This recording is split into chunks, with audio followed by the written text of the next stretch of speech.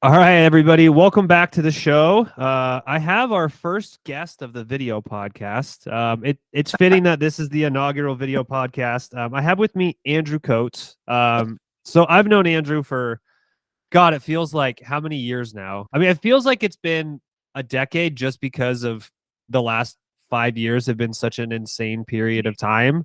But yeah, I've known you I think since 2018. It must have been. 2018 Inland Empire Fitness Conference, which we were just talking about off air, our good friend Tim Arnton, and how I met him in 2017. I came to attend his event in 2018 and 2019, and you were a speaker both times. And then I spoke the last 2 years. You spoke. You're like a mainstay in the event, and we've got to hang out a bunch. And it's one of my favorite occasions of the year, as long as the world doesn't throw curveballs at us to interfere with it. Yep. Yeah. So, one of the things that I've always admired about you in your career is that, like, I obviously didn't know you very early in your career, but you've always treated this like you're a professional, right? Like you came in, you treated this like a professional. And you've been around for how long have you been doing what you've been doing? 12 and a half years. I Yeah. started coaching 12 and a half years ago, and I'm a late starter in the industry. I went to business school. I Yeah. worked in a variety of different things. A brief stay in banking. I was a bar owner back in Eastern Canada, where I'm originally from, St. John's, Newfoundland. And I started as a personal trainer at 32 years of age. Yeah. So that's kind of what I want to talk to you a little bit about today. It is really a little bit more about your kind of career arc, Mhm. and a lot of just kind of what you've learned. That's awesome. I love it. We have cats and dogs that show up on our team calls all the time, so that's perfect. I want to start kind of high level. When you think about, I think your and I's timeline in terms of like when we started in the industry to now has been pretty similar, because I think I really got involved probably 20 2010, 2011 was when I first started kind of working in this field. Um, and it's obviously changed a lot, right? Like we kind of grew up in our careers in really social media, kind of I hate using this word, but the rise of evidence-based practice. We've seen a lot of things. So when you think about your career arc, kind of what have been the big things that you've seen over your career that you've learned and that you've kind of taken to heart as a professional? Oh, I got very lucky in early on. I took an interest in. Okay, let me shift gears a little bit. I think a lot of people, your course might have been different because you're in high level academics. You're in the research space, you're in the medical space. Whereas I think most fitness professionals probably do the proverbial start on the gym floor personal trainer thing, which I did. And I think 12 and a half years ago, a lot of them learned what they learned in the gym, and they didn't necessarily branch out into. We take for granted now just how much continuing education, how many authorities there are. It can get confusing. But then I think there was sort of almost just like this elite club of educators. And if you didn't get exposed to these people, you're a lot of the T Nation writers, not necessarily all of them, but a lot of them. Your Dr. Lane Nortons and people like Greg Knuckles, James Krieger would be good examples. And I certainly count you among them now, right? As your career has gone on. Dr. John Berardi is probably a really good example of someone who's been around a long time. But they're not necessarily out there in that bodybuilding competitive mainstream media space. Lane is starting to break into that now because he's getting on podcasts like Rogan and Huberman. So it's very tiny little niche. And I think we take for granted that not all personal trainers, and Ozzy keeps walking back and forth in front of the camera, even get exposed to, what we'll call the evidence or more evidence-based. And yes, that has become kind of tribal, and there's some goofy shit there too. But I got lucky in that early on I got exposed to Lane Norton and, smart principles of strength training, primarily again through T Nation early on, Eric Cressy or Tony Gelicourse, these type of people. And that to me, and being plugged in with that world, I think has been the most valuable thing. Then I started traveling to events where I started meeting a lot of these people. So I think an interest and a love of learning, and not just necessarily the technical aspects of training and nutrition. Those have always been there. But getting into books on marketing, and as much as people will hear the word sales and go, ew, if you actually understand sales, we as fitness professionals, nutrition professionals, are in a constant state of sales. Daniel Pink's book, To Sell is Human, is a really good example of this, where Ozzy, we're going to move you. Okay, good. Where it's more about if you're trying to convince someone of your point of view or to change behavior, I mean, that at its essence is sales.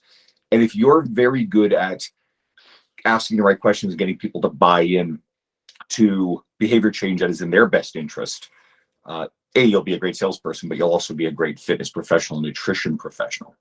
So those things have been big mainstays for me. And honestly, I think they're the differentiators between the people who stagnate and usually don't stick around in the industry and the people who I think grow into the space.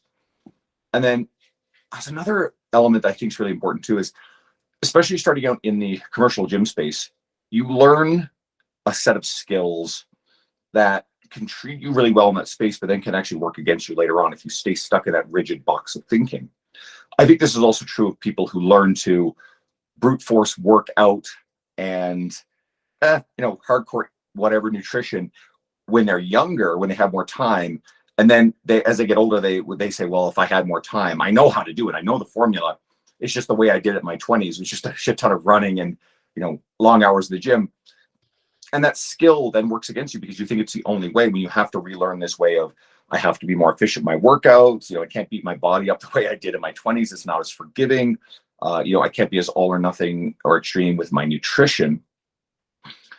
And with this rigid box of thinking, I think a lot of trainers get very stuck in it. And I don't begrudge anyone who decides to stay in the commercial gym model. I don't necessarily think it's any more secure. They may feel more stable there. But getting around other people in the industry has been a godsend because it helped me leave that box and expand my horizons, and it opened the doors to getting to write for T Nation and eventually things like Muscle and Fitness and Men's Health, these things that I've been reading for a long time, or host a podcast, which you've been a guest on ours, or even invitations like Tim was the first person to invite me to speak at an event, and then that blew up, and I had 8 events last year and 6 so far on the books this year. And the trainer who stays rigid in that little box doesn't even believe this sort of stuff's possible. I know I wandered a bit for a field there, so I'll get you to reel me back in and maybe make sure we answer the essence of the question, spirit of the question. Yeah.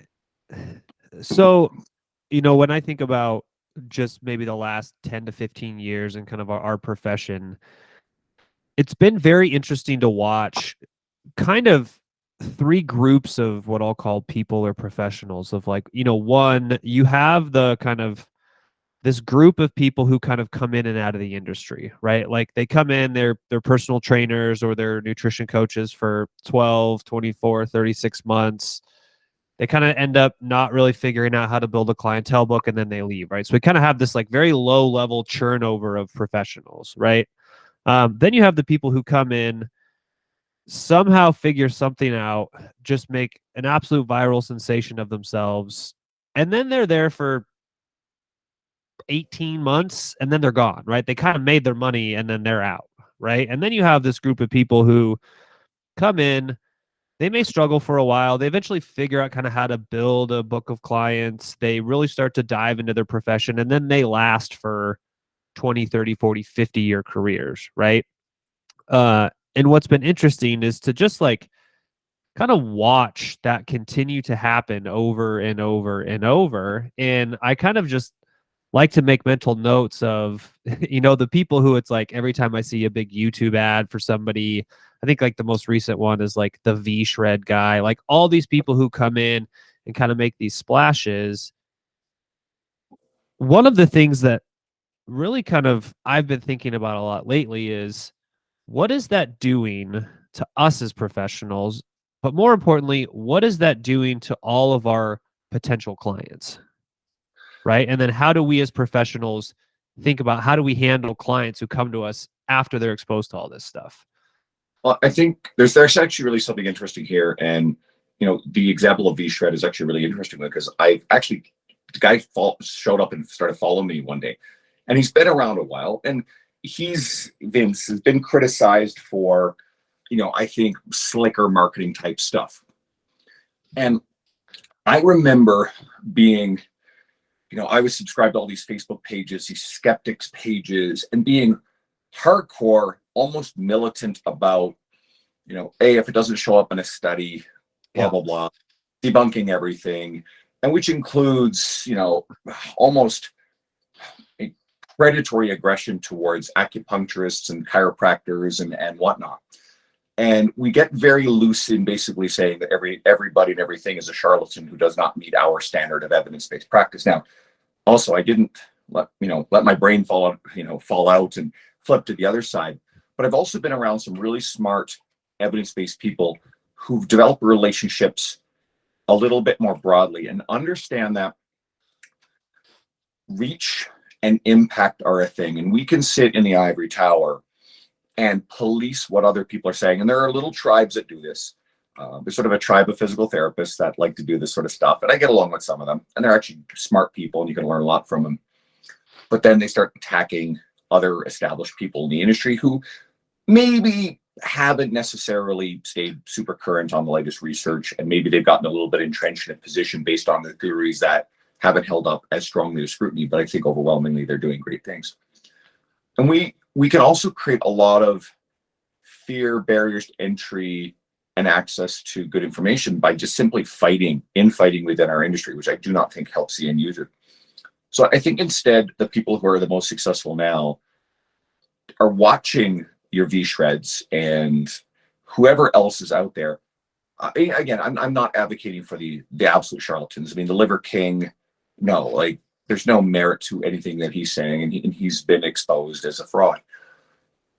But it's also easy for us to say, well, God, it was obvious he was on steroids, which shows us how out of touch we can be with the everyday person we're trying to help, because they don't necessarily, I kind of hope that they sort of suspect, but a lot of people think if this guy says he's natural, then they assume he's natural. How different is it than believing that the baseball players of the heights of the early 2000s, your McGuires and stuff, those guys are natural, or that pro wrestling was real, these guys were natural. So pro wrestling is real. There you go. I mean, and obviously the impact and the skill that's required, sure, but also the theater that's woven in with the athleticism, right? But I remember it was this big shocking thing. I was still fairly young when it came out that, oh my God, like wrestling's not actually real. And now we look back and be like, come on. But we should empathize with the fact that a lot of the people are trying to help actually take most of the stuff at face value. So there's a lot of value in fitness professionals, and I've talked about this as one of my favorite sort of topics, is to embrace and lean into developing a personal brand and discarding this sour grapes mentality, because to this point you struggled to do much with social media and therefore complain about all the influencers who are sharing misinformation. They need to be regulated. Guess what? I don't think the Liver King is certified in anything, and no amount of regulation is actually going to make him go away, nor is it going to make the uncertified quote fitness influencers who for whatever reason they develop a following based on aesthetics. Half the time these followings are fake anyway, so don't even be fooled by it. And then they start selling programs. Okay, those people won't be policed off the internet, so complaining about them is completely pointless. So we'd be much better off scaling our own ability to reach and help more people, get out of the ivory tower a little bit, speak the language of the end user. A great example of this is every once in a while I see a fitness professional. Usually they're fairly smart and well-intentioned, but they start complaining about the word tone. They say tone is not a thing. I'm like, bullshit. Tone is a thing. We know what the person who sits in front of us, who's relatively new to this, means when they say, hey, I don't want to get too bulky, I just want to tone up. And a lot of people have been that trainer who turns around and immediately needs to correct this person, educate them on how, hey, tone is not a thing, blah, blah, blah, blah, blah. At which point you've destroyed trust, you made the person feel really stupid, and then they're going to walk away. And then they're going to work with someone who uses this language, but who may not have your integrity or skill set. So we understand what they mean. Listen to them. My answer to that is, I know exactly what you mean. Cool. And then I continue to listen, ask questions. And then over time, we teach them just through the way that we teach everything about how muscle's built and how fat is lost. And we don't need to correct them. So it's having empathy for where that person is, and then getting really goddamn good at writing and video and media and understanding how social media works to the point where, yeah, you scale personal branding, media following, sure. And don't think of it as this negative thing, but as something that we can do a lot of good with it. You look at people like Jordan Syatt, and again, Layne Norton and Sohee Lee, Spencer Nadolski. They've built fairly substantial social media followings based upon a legacy of creating good, nuanced, evidence-based information that, generally speaking, has empathy. I mean, they each have their own style. Layne is far more bombastic, but if you've ever spent any time around the guy, we spoke at an event in December, he's a real sweetheart. He's a great guy, right? He's not everybody's cup of tea, but then maybe Sohee, his former assistant and herself an icon in the industry, maybe Sohee's messaging or Spencer's messaging is the kind of right thing for you, and you will self-select to that. So I think a lot of fitness professionals just need to get a whole lot better at embracing this. And what comes with it is the potential for scale, livelihood, developing career vehicles, breaking outside of that box of rigid thinking to say we have to trade the hour for the session, create resources that simply help more people, and everybody wins. Or else we can just grumble and leave people to, be led around by the Liver King. Yeah.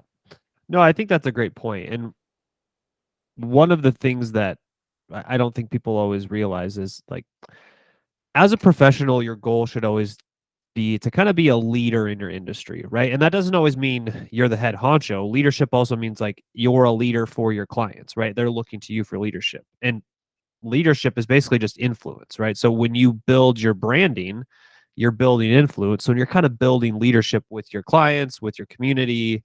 So I think people need to start taking the perspective of like, hey, here's how I'm thinking about why I'm building a personal brand, right? It's how do I develop trust and influence over my community?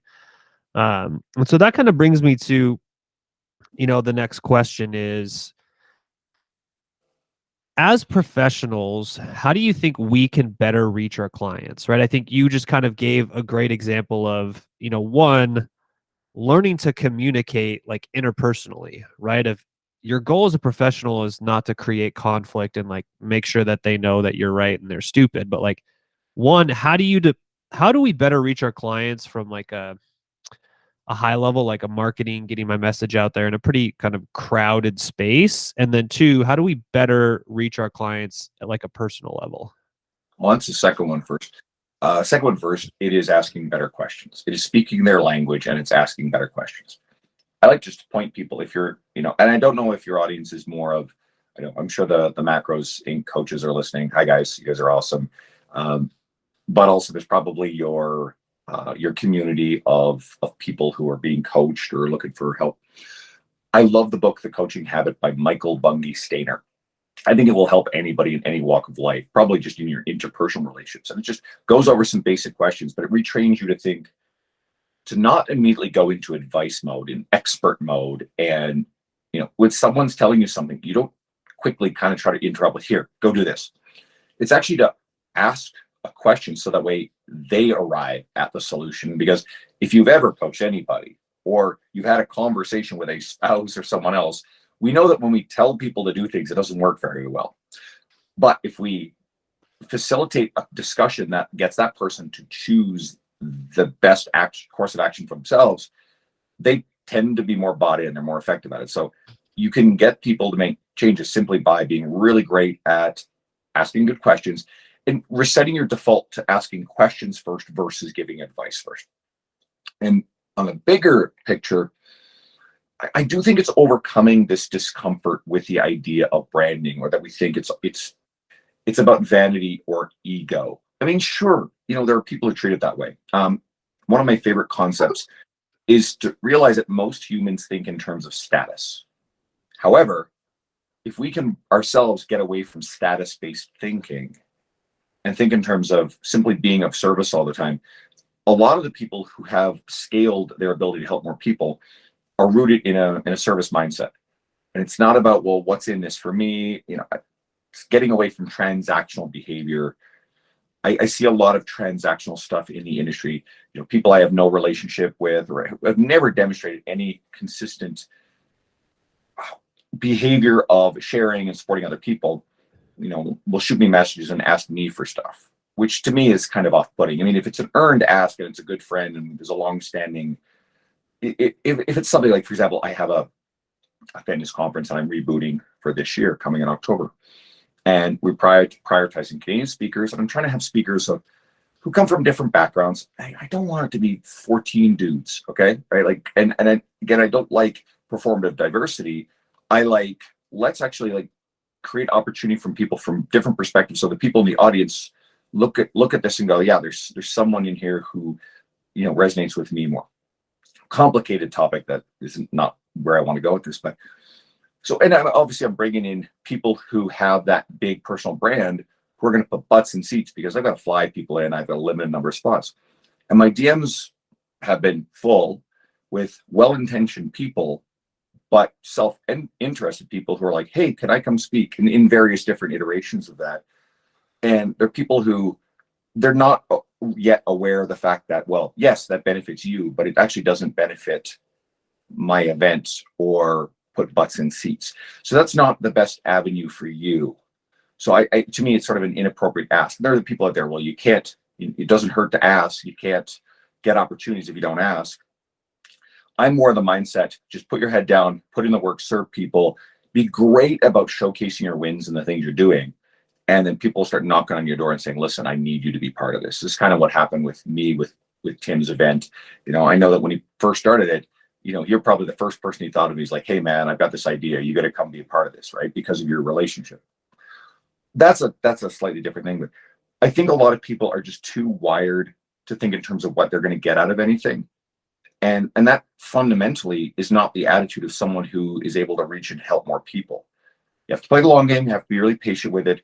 You have to keep developing the skills, and maybe that's writing skills, maybe that's video skills, or whatever media skills and whatever social media platform that you choose, and learning how to shift with the platform as the platform changes the way it delivers things. Because you have to play a long game, an infinite game with wanting to help people. And that's a mindset. That's not a tactical everyday thing. That's a mindset. So you have to approach it that way without a specific expectation of return. I need to be famous in 3 months. Not going to happen, right? Or if you're really good at Reels and maybe you figure out how to go crazy on the algorithm, you build a big following. Well, great, but where's the substance of the systems and the information, the resources that you can then turn around and leverage the attention you've gotten and do things that actually help people. I think social media is great. It gets a bad rap. Certainly a lot of people misuse it, but it can do a wonderful job of being that surface level touch point to then bring people to your greater resources. Like in your guys' case, a company that has a great team of coaches, great educational resources, a great community. And I know you for a very long time. You're of a service mindset. There's no ego. There's no desire for status. And you're in a very enviable position in the industry of what you get to do. You're also comfortable letting Macros Inc. and the coaches, the team, be the face and the brand. Meanwhile, just everybody that knows you knows that you're a quality human being. I look forward to seeing you every time we get to do the Inland Fire Fitness Conference. So you're sort of the poster child for doing this, but not. Some people will crave a bit more of a bigger personal brand. There are people in our industry who are very well respected and they do really well, but they haven't necessarily launched into a big social media brand. Melody Schoenfeld is a very close friend who I think is an excellent example of this. Chad Landers, Robert Linkle. There are lots of people. I would even argue James Krieger to a point, although I think James is, as a slightly bigger facing brand, he's got a larger social media following. But James has always been about creating resources and things that help people, and he's been more passionate about filling a void now to help people with the kind of the financial side of stuff versus just the evidence-based training stuff. Yeah. And it's been really interesting to watch just how many different roads and paths to career success there are, right? I mean, there's people who have 10 followers who've built $1 million+ companies. There's people who have million+ followings who probably can barely pay rent. And it's like, there's so many ways to kind of slice the apple to get to where you want to go, and just trying to figure out what resonates with you as kind of a human being and what you want to do with your career. Um, one of the questions that I'd love to kind of, as we're kind of transitioning from career and kind of how do we reach clients, you've worked in person with clients for a decade plus. You've probably seen the full spectrum of, people. You've probably seen the full spectrum of results. From your experience, what would you say sets successful clients apart from not successful clients? There's one big one. I mean, there's a lot of elements to this, but one big one I've noticed, and it's rooted in identity. The example that I've been using for this is I have coached police applicants for a long time. I don't brand around it. It's still a small piece of a big puzzle. I'm primarily Gen Pop. I've done a few contest preps for stage. I don't like it, so I don't do it anymore. I've helped clients who I had for a long time. And then once I did one show, I transitioned to a coach who specializes. I don't have any skill in Olympic lifting, and I'm not a competitive power lifter. So once they get to the point where they want to do meets, again, we arrange for a coach who specializes in peaking and tapering and all the sort of technical nuances there. But I do work with police, fire applicants, military applicants. And I've noticed two different kinds of people that come through the police applicant and the fire ones. There are people who have a very strong identity of being the fit, active person who sees himself as that already in the lifestyle of the police officer, the firefighter. And they tend to come in already in better shape. They're pretty close to being able to pass the physical. If they're sent to me, they need to push over the edge to get in shape for a physical. The second group are usually, on average, quote, less in shape. They usually carry more body fat. And then there's not necessarily that's anything wrong with that. It's just they're further away from where they need to be to pass these physicals. But I get this mindset more of, well, once I get in and pass this physical, then I will, have the identity of the police officer, the firefighter. The first group almost invariably pass the physical. Whether or not they get through the other aspects of the system is different. The second group almost never pass the physical or go on to that career. And identity is important. And I like to get people to think either in terms of getting in touch with, maybe an older identity that was, quote, more fit, more active, more healthy, the way that they ate, or think about an aspirational identity and really root your thoughts in identifying with these changes in this lifestyle. Because we talk a lot about willpower when it comes to habits, and you are far more likely to make choices, make decisions in line with your sense of self, who you are, what your identity is. And those decisions rely less upon willpower. So for people like us, and anybody who's listening who is, a coach, is a really, really enthusiastic about fitness for a really long time, it's your default setting. It's your second nature to prepare healthy meals at home, to consistently go to the gym or engage in like your favorite, cardiovascular activities, whether you're a runner or, whatever sports you play. It almost takes more energy, mental energy, to decide not to do these things than it does to do them. But we have to have empathy for people on the other side of that, where they have to rely very heavily upon willpower. And the wrong kind of messaging from some coaches is, hey, you just have to, you need more willpower. There's something wrong with you.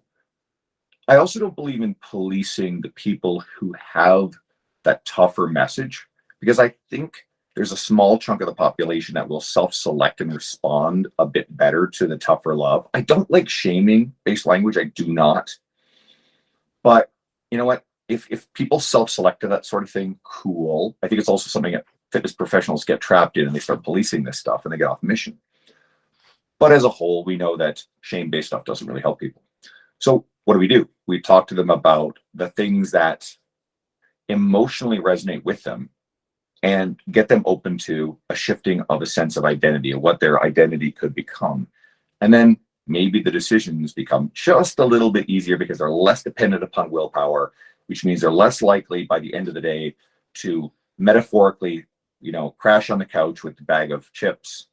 And then next, 3 days have gone by and I'll reset on Monday. So I think when we start thinking about things in terms of identity, if we forge that identity, we can effectively bypass willpower. This kind of brings to mind to me when you talk about identity is, I think at this point in my career, how many like client intake forms I've looked over and, kind of client trajectories I've watched. How many of your clients do you feel self-select into being able to reach their goals or not from day one? Like, I think if I were to like read a client intake form, I could basically tell they identify as somebody who can't lose weight no matter what they do, or they identify as somebody who is aware that they just need to change a few things and they'll get to where they want to go. And it's pretty easy to kind of differentiate those people based on what you read on an intake form or the consult you have. And it's very rare that they kind of jump that gap. Would you say that's accurate in your experience? It is. And you hit on something that, it's almost like you read my mind, because it sort of dances around some stuff we talked about, this idea of self-selection. The deeper you get into your career and the more branded you become and the more word of mouth reputation gets around, and it matters for companies just as much as it does individuals. People more, for lack of a better way of saying it, more serious people who are already wired for that kind of identity, generally speaking, self-select to you because they're the type of people who are more likely to do research, ask for a referral. So there's people who are on impulse driving past the commercial gym and then pop in, buy a membership and sign up for a trainer again. They're less likely to do the due diligence to come and find you. They're less likely to find Macros Inc.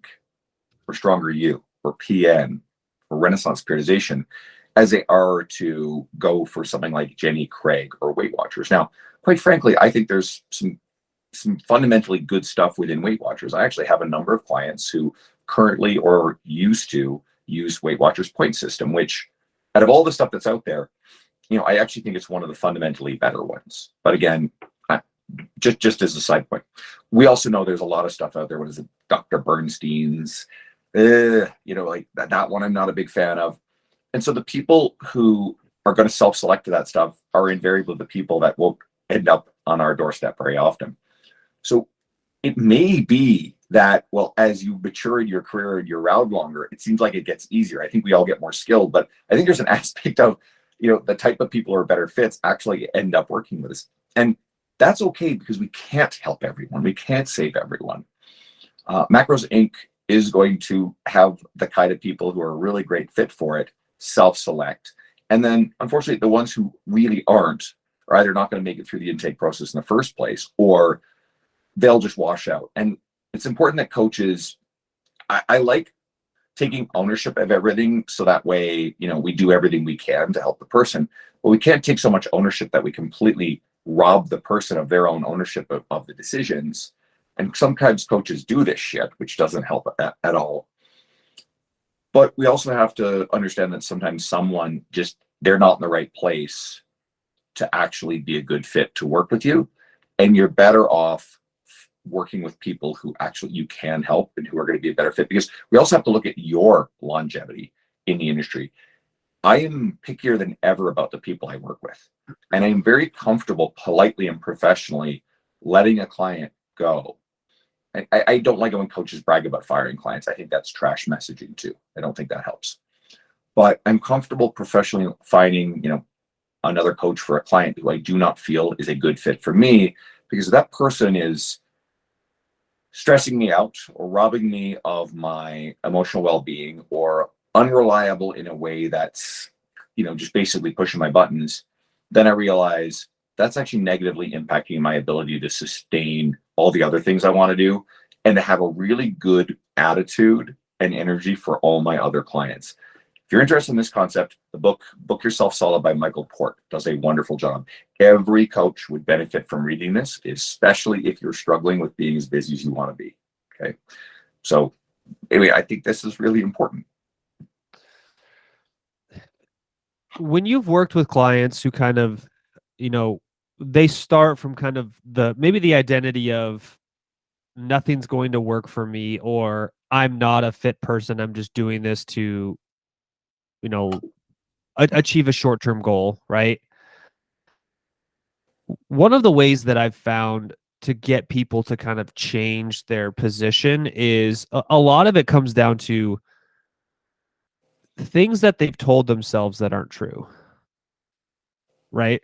And so and I found the most effective way to try to get people across that kind of gap is slowly, systematically peeling away their negative self-beliefs, right? Of like, they're like, hey, I can't lose weight because I have PCOS, or I'm menopausal, or I have a thyroid condition. And then you kind of have these conversations over time of like, hey, I hear you, and it's probably more difficult and it is frustrating. Let me show you some things about like why we can remove that as a barrier and how we can remove that as a barrier. And you kind of have to just slowly peel the layers back. And you do it by building trust. Yeah. So for the people who maybe don't have that identity, the first thing I do with any client like that, or any client, is I make sure that they enjoy the experience of coming to work with me, and they enjoy the environment that we're working in. So if I'm at the gym, then I want to make sure that they feel comfortable, not intimidated, welcome in that gym space. And if you create an environment and a relationship that people want to return to, it might be enough that it kind of embeds the habit, and then some things change anyway. Usually trust comes with that. And with trust, then I've got a client that I have a great relationship with who is prone to negative self-talk. And so she made a comment that was particularly disparaging of herself, something about her body. And I just brought it to her attention and just, hey, in a very empathetic and careful way. I didn't criticize her.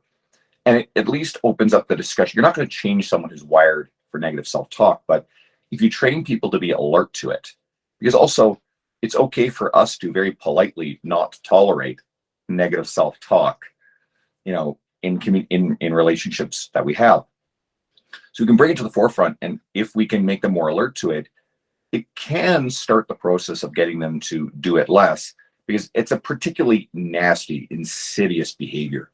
We do this thing where we tear ourselves down because we think it's armor that protects us against the criticisms that other people will level toward us, when our body, our nervous system, our psyche can't differentiate between where the message is coming from.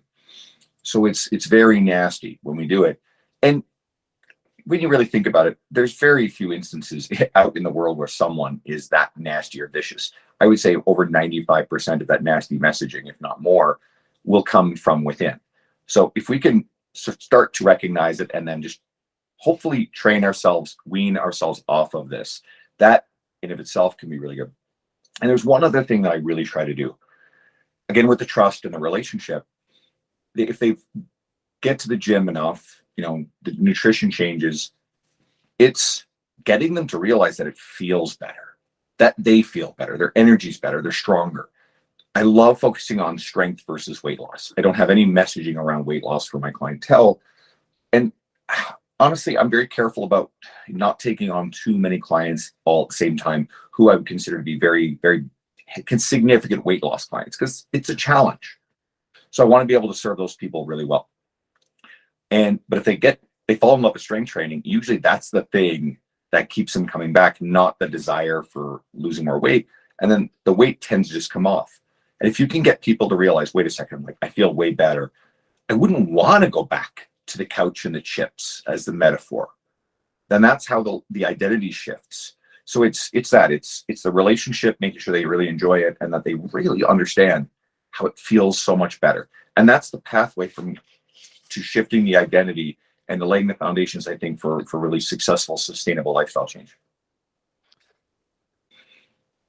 I kind of want to circle back to kind of very early in our conversation. And I kind of want to bring a quote from the last time we were together in IE at the Inland Empire conference, and Charlie gave his presentation, and I think he started it with, "Hey, we need to stop calling ourselves an industry and start calling ourselves professionals." I think was his like exact quote. And it kind of like got me thinking, I think you're a great example of this, and I mentioned this at kind of the top of the show, is when did you decide that this was a career versus a job? And what have you done to treat it such that it's a career, not a job? Because I think that they're very different mindsets, right? And it's very different approaches, the way you treat your clients, the way you interact with your colleagues, the self-development you do. Kind of just talk me through how you made that decision and what you've kind of done to put yourself on that path. I don't know if there's an inflection point. I didn't come into the industry passionate about helping people. I fell into the job because I was leaving another industry, the casino industry of all things, that I did not see, wasn't positive, and I didn't see a lot of future in it. And I kept getting asked to come work as a trainer at the gym that I worked out at. And I kept saying no, just to give you an idea. So I started it feeling overwhelmed and not knowing what I was doing. But it took hold. And it's sort of the debunking of the passion hypothesis that the book So Good They Can't Ignore You by Cal Newport does a really good job with. I recommend reading it. And it's more about just continuously showing up and doing the work and finding the passion within it. And that's kind of what happened as I started discovering, well, my clients are getting results. I was enjoying the environment. It was it was something that made me feel good. I was good at it, which is validated.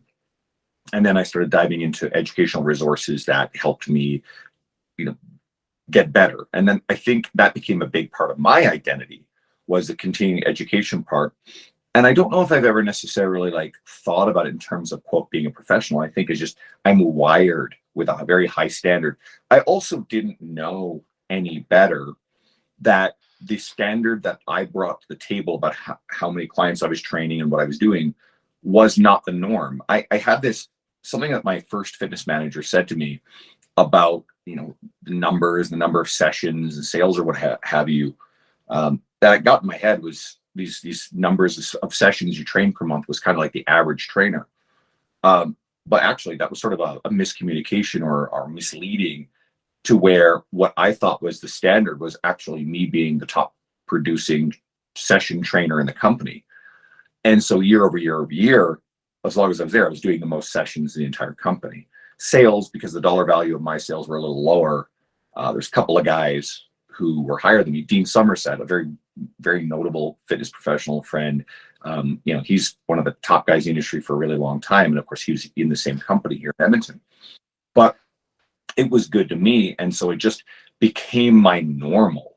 And then as I got out into the industry more and more, I'm just wired this way. I expect professionalism around me. I've had conflict with trainers and staff in the industry who've been involved in sexual harassment and predatory multi-level marketing stuff on a local level, or malicious behavior in the industry. I have been the target of some really malicious stuff by bullies in our world because I have no tolerance for their behavior.